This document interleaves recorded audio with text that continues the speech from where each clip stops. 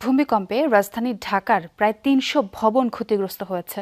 এসব ভবন পরীক্ষা নিরীক্ষা করে পরবর্তী ব্যবস্থা নিতে যাচ্ছে সরকার। রাজুক ও জাইকা আয়োজিত সেমিনারে পরিবেশ উপদেষ্টা জানিয়েছেন, ভূমিকম্প মোকাবেলায় ঝুঁকিপূর্ণ এলাকা চিহ্নিত করা হবে, ঝুঁকি মোকাবেলায় কোনো ছাড় দেয়া হবে না।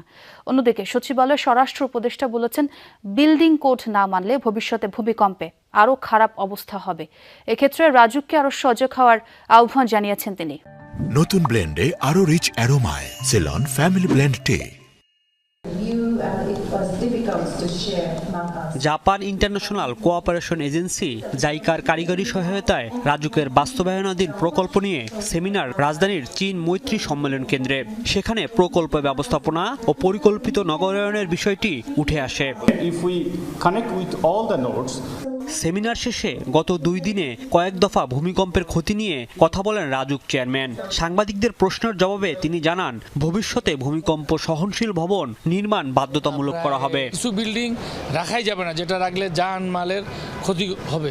আমরা সেই বাড়িগুলো চিহ্নিত করার চেষ্টা করতেছি যে কোনগুলো ভাঙতে হবে আর কোনগুলোকে একটা রেট্রোফিটিংয়ের মধ্যে নিয়ে এসে এগুলোকে চালু রাখা সম্ভব।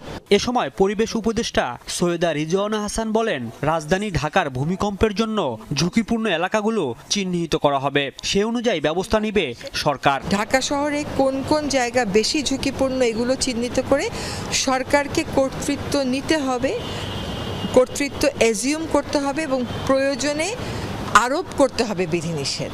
অন্যদিকে সচিবালয় আইন শৃঙ্খলা সংক্রান্ত কোর কমিটির বৈঠকে ভূমিকম্প ব্যবস্থাপনা ও করণীয় নিয়ে আলোচনা হয়। স্বরাষ্ট্র উপদেষ্টা ভূমিকম্পের ভয়াবহতা থেকে রক্ষায় বিল্ডিং কোড মেনে চলার আহ্বান জানিয়েছেন।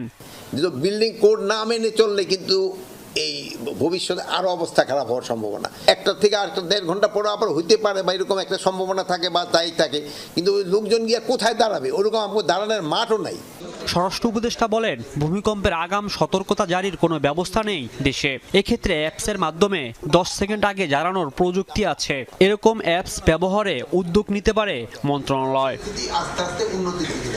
রাজীব আহমেদ, যমুনা নিউজ, ঢাকা।